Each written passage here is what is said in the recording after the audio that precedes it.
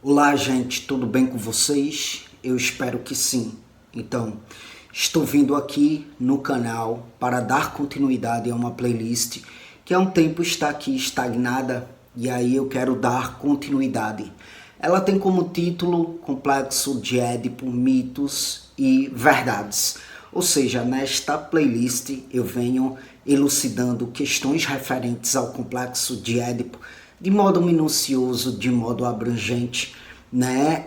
E concomitante às elucidações, eu venho quebrar alguns mitos em torno do Complexo de Édipo, bem como ratificar verdades que estão aí em torno do Complexo de Édipo. Bom, os vídeos que contextualizam, né, a temática estarão aqui no comentário em destaque. O link da playlist, você pode entrar e você vai se deparar com os vídeos organizados a partir de uma ordem lógica de compreensão. Pois bem, o último vídeo referente à temática fora sobre a fase oral. Eu estou trazendo aí as fases psicossexuais de Freud para contextualizar mesmo a questão do Complexo de Édipo. Tem muitas coisas em torno das fases psicossexuais que há de ser importante elucidar para uma compreensão ampla referente ao Complexo de Édipo. Bom, quanto à fase oral, eu quero dar continuidade, trazendo mais algumas minúcias que é de suma importância quanto a essa fase psicossexual. Bom, falar da fase oral é falar do contato da criança com o seio da mãe, como eu vinha falando para vocês, né? Este contato constitui não apenas a satisfação da necessidade, mas do desejo também, sabe? E aí, bom, estamos aí diante da fome, tratando-se de necessidade. Estamos aí diante do abrandamento da pulsão, tratando-se do desejo. Falar de pulsão é falar de uma energia psíquica. Uma energia psíquica que é profunda e que direciona o ser humano a uma ação. E aí esta energia há de ser descarregada, pelo menos momentaneamente, a partir do momento que o ser humano chega ao objetivo final da ação. Gente, a fome é instinto. É um instinto, é uma necessidade, é instinto de sobrevivência. Quando a gente está com fome, logo a gente vai em busca de comida, movidos por um instinto de sobrevivência. A pulsão é o instinto desnaturalizado. Não tem a ver com a necessidade. Não tem a ver com aquilo que é de ordem orgânica, fisiológica. Tem a ver com uma energia psíquica que está em busca de prazer, que está em busca da satisfação dos desejos. É sobre um desejo que de fato vai para além da necessidade, entende? Então veja, a pulsão ela é um representante psíquico dos estímulos corporais. Então, por exemplo, quando você goza organicamente ali na relação sexual mesmo, quando você chega ao orgasmo, né? Existe uma energia psíquica que há de ser uma representante deste estímulo corporal. Isso é sobre pulsão. Quando falamos de fases psicossexuais, falamos de fases, né, em que uma parte do corpo da criança vai promover uma excitação mais significativa do que outras partes do corpo, sabe? Há de ser uma excitação psíquica mesmo. Aquela parte do corpo é estimulada e logo ela sente uma excitação psíquica de modo muito significativo. Na fase oral, temos aí a libido primordialmente fixada na boca. Claro que vai existir libido em outras partes do corpo, né? Mas na fase oral, ela vai estar concentrada ali na boca, sabe? Uma fase que acontece do nascimento aos 2 anos de idade. E aí é por isso que é uma fase em que tudo que a criança pega, ela quer levar à boca. A mamadeira, a chupeta, o dedo, o peito, tudo isso promove uma excitação que vai para além da saciação da necessidade, né, de comer, entende? Então veja bem, o peito, por exemplo, o mamilo da mãe, além de saciar a fome promovendo o alimento, promovendo o leite, esse peito vai estimular essa boca de modo que isso vai provocar uma excitação psíquica na criança. É tanto que muitas vezes ela já tem a sua fome saciada, mas ela quer ficar ali, sugando o peito da mãe, sentindo, né, o bico do peito da mãe, né, nos lábios. Muitas vezes ela até adormece ali, né, só na brincadeirinha com o bico do peito da mãe, sabe? Então o que é que acontece? Como eu falei para vocês, é uma fase que vai do nascimento até os 2 anos de idade, né? E a criança, nesta fase, ela vai explorar de modo muito significativo a oralidade, sabe? Tudo ela vai querer colocar na boca, brinquedinho sujo ela vai querer colocar na boca, a mão suja ela vai querer colocar na boca, sabe? Ela vai mamar e vai querer ficar mais tempo ali naquele peito para além da saciação da fome, sabe? E aí o que é que acontece? O adulto, né, os cuidadores dessa criança precisa ter uma sensibilidade muito grande nessa fase para não reprimir esta criança quanto ao comportamento, quanto aos gestos, né, quanto aos movimentos referentes à oralidade, sabe? Então, por exemplo, uma criança que, sei lá, pega ali um brinquedo sujo e coloca na boca, sabe? E aí o pai vai lá e dá um tapa na mão dessa criança, sabe? Reprime essa criança de modo brusco, né? Isso aí pode promover a inscrição de um trauma nessa fase. Obviamente que os limites precisam ser, né, ensinados, precisam ser promovidos, claro, para que essa criança apreenda o simbólico, a linguagem, mas isso precisa ser feito de modo muito delicado, de modo sutil, sabe? Por quê? Porque a repressão, a brutalidade, o ensinamento na base da grosseria vai provocar consequências na fase adulta, sabe? O recalque, as consequências do recalque podem ser bem destrutivas na fase adulta no que diz respeito à oralidade, tá? A gente vai ver isso mais à frente. Bom, a alimentação também. Gente, eu tenho no meu convívio social 2 pessoas que teve transtorno alimentar, sabe? Uma delas visivelmente ainda tem, entende?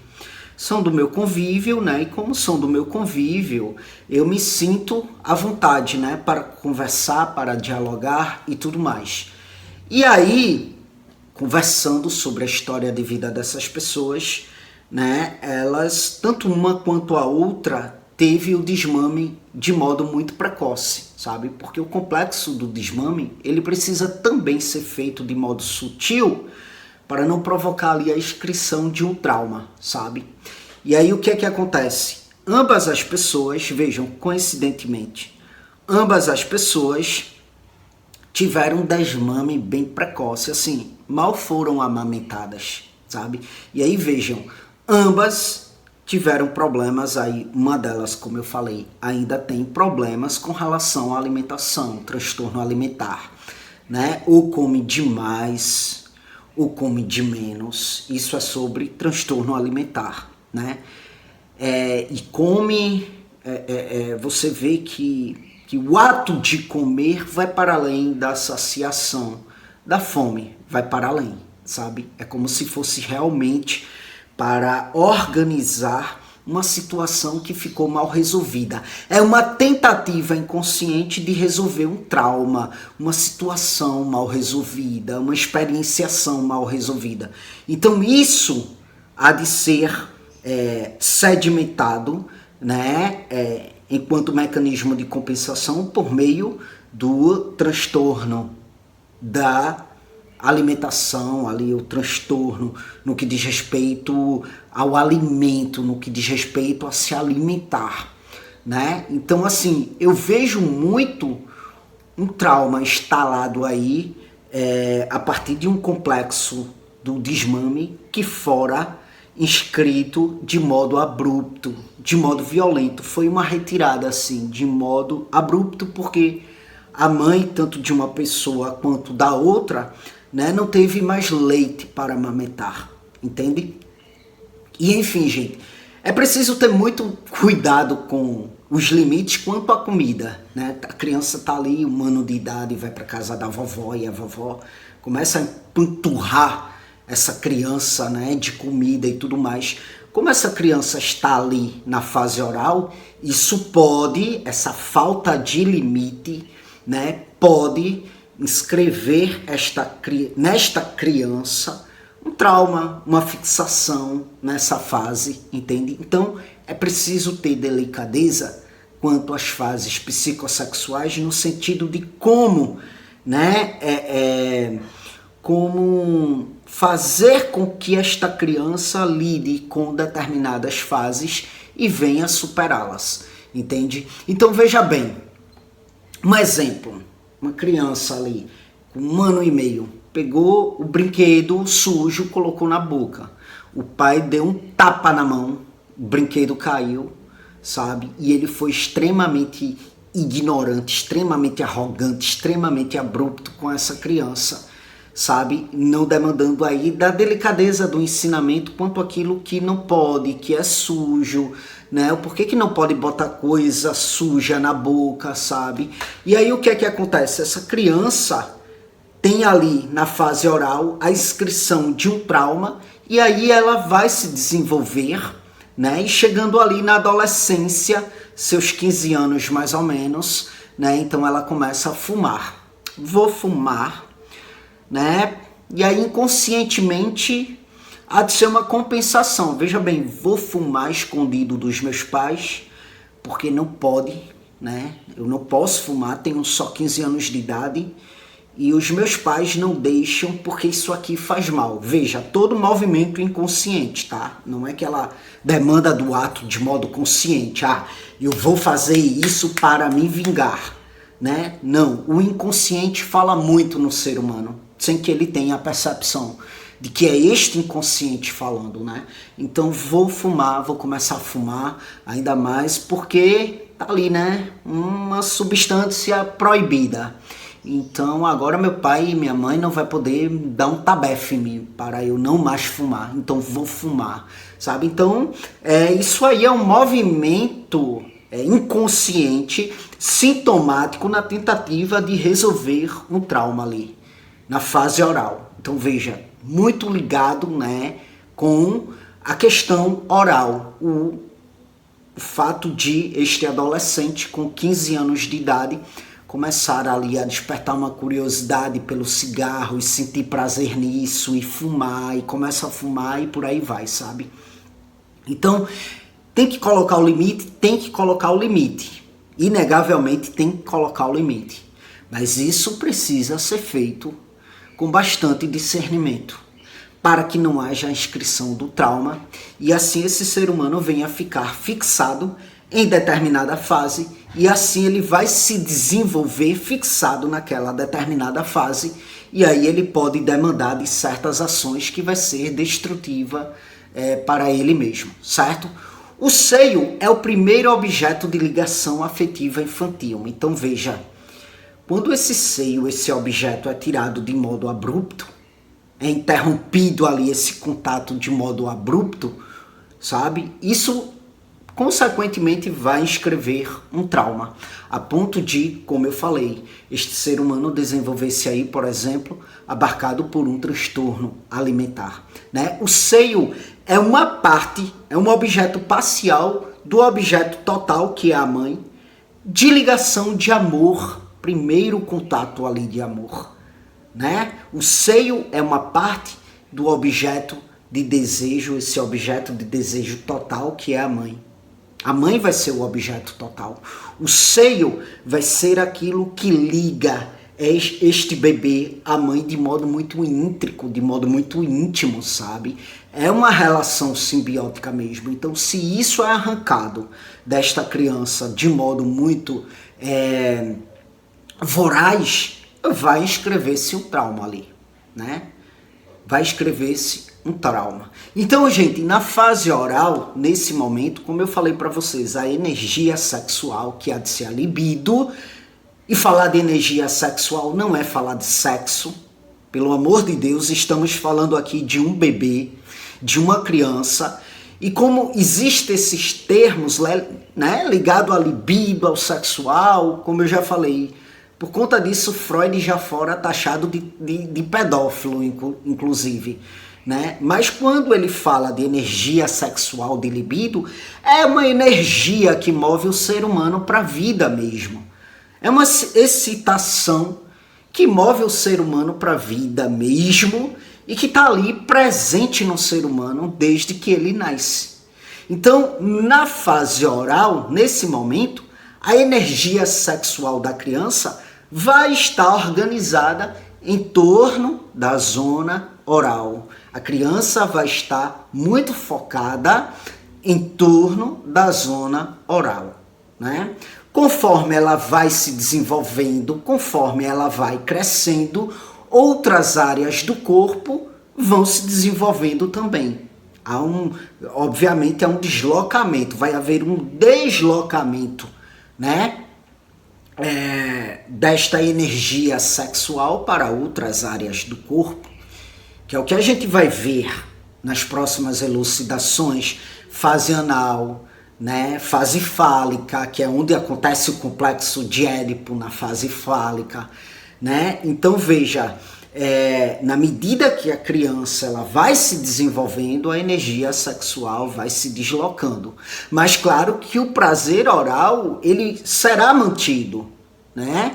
Mas uma outra parte do corpo vai ganhar vazão. Porque o que é que acontece? A zona oral fora simbolizada a partir do momento que a criança supera a fase, né? Ou seja, significantes do grande outro há de ser direcionado a essa criança a ponto de ela simbolizar essa zona do seu corpo, né? É a mamãe que chega, olha filho, você não pode colocar isso na boca porque é sujo, tá? E começa ali de modo muito delicado a ensinar os limites, a promover os limites. E ela começa a elaborar essa zona do seu corpo de modo a entender que ela não pode fazer tudo o que ela quer com essa zona do seu corpo, até porque certos feitios demandados podem prejudicá-la. Ela não pode pegar tudo assim de qualquer jeito e colocar na boca.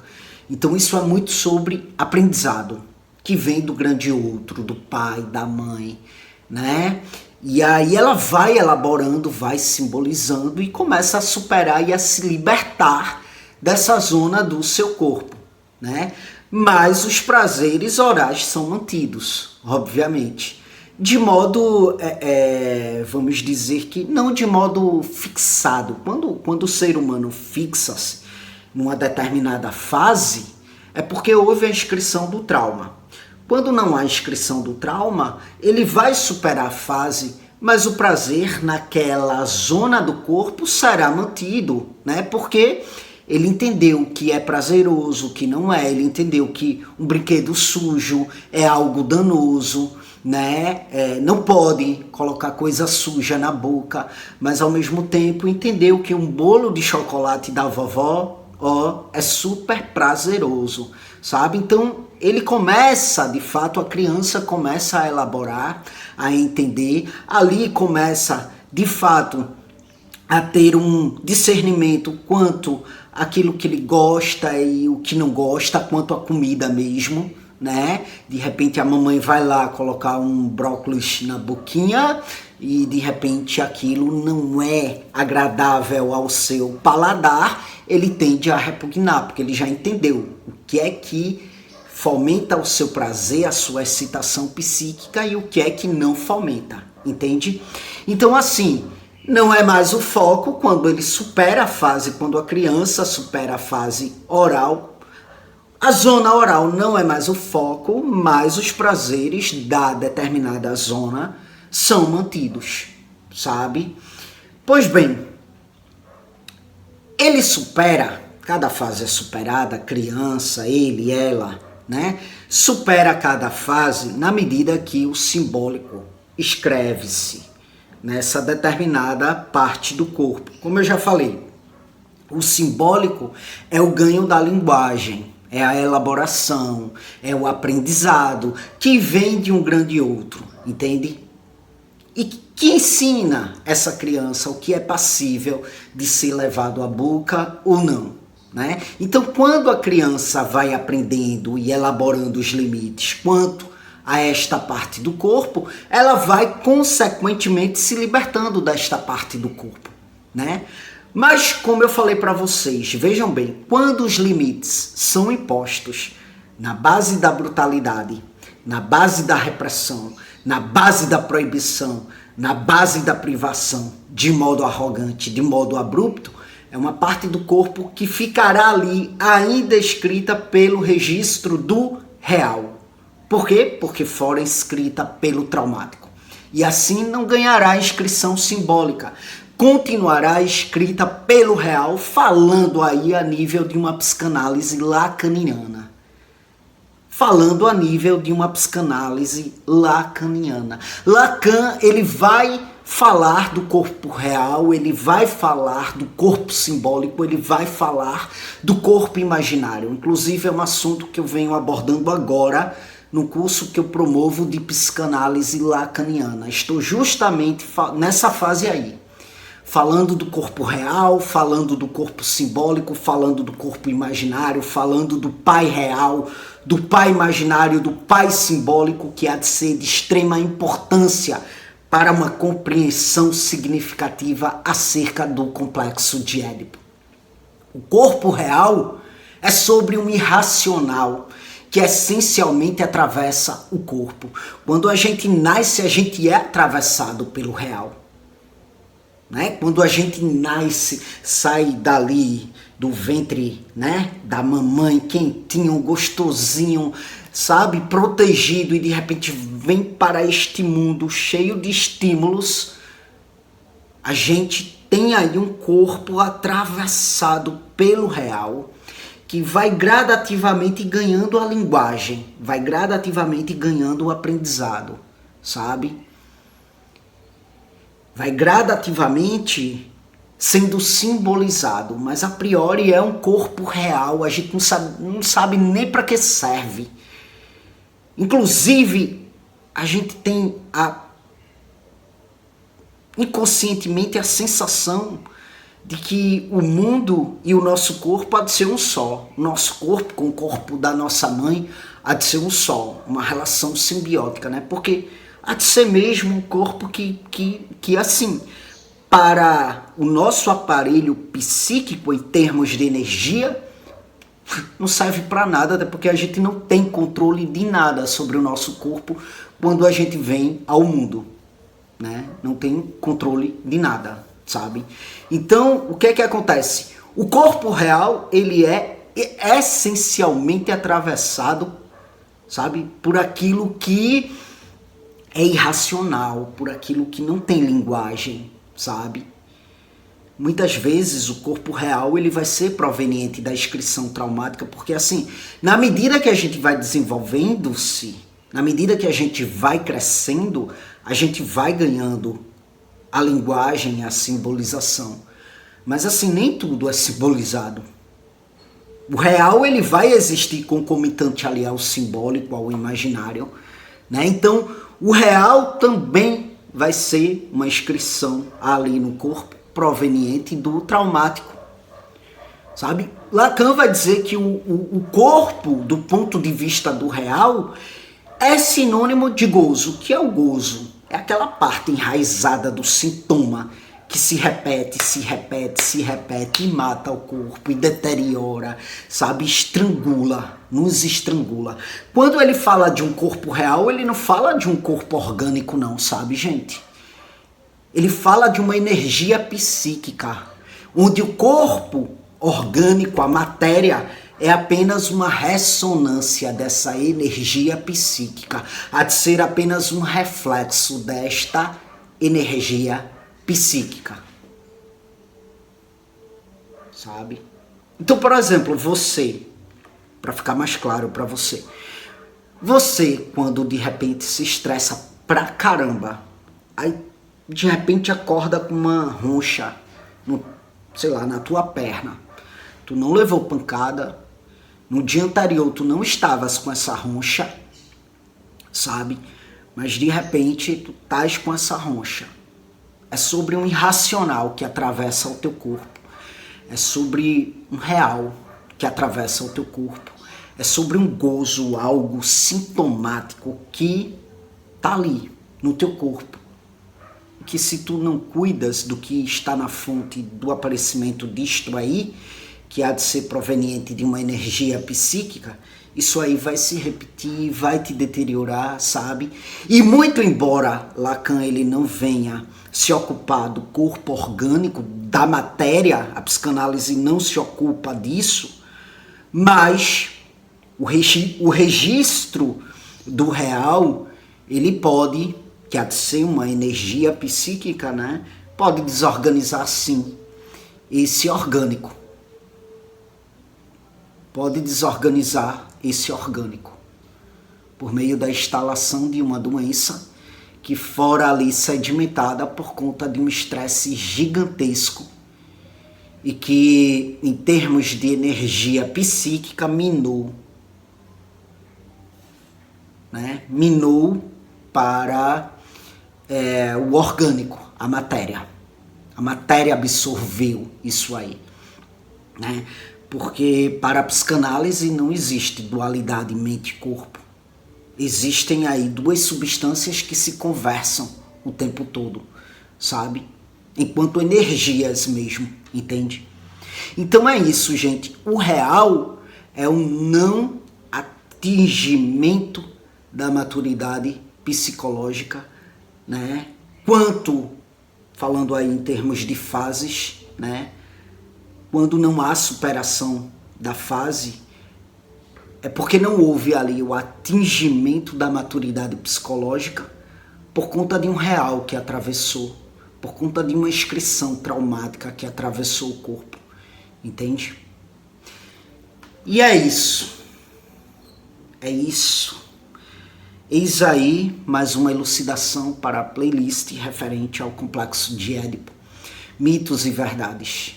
Como eu falei, estou falando das fases psicossexuais porque há de ser de suma importância para contextualizar e fomentar ainda mais o conhecimento acerca do complexo de Édipo, beleza? Aqui no comentário em destaque você vai encontrar o link que vai te encaminhar para a página do meu curso Psicanálise Lacaniana. Clica aí e vai conhecer o meu curso, tá bom?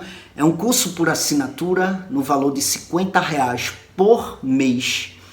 E aí tu terás acesso vitalício à plataforma e é um curso contínuo. Venho abordando a psicanálise lacaniana de modo muito minucioso, de modo didático.